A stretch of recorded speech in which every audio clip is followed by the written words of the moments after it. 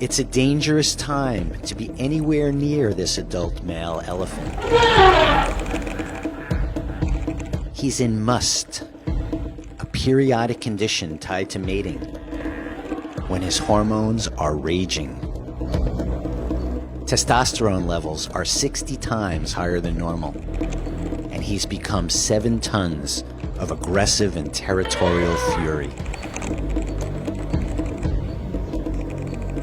Not even the calves are safe.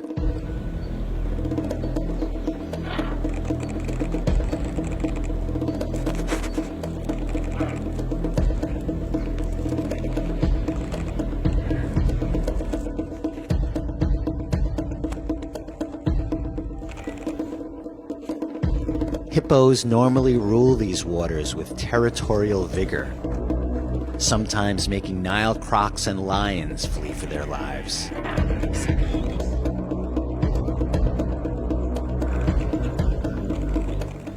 But today, they're smart to just get out of the way and hope that there's no serious casualties.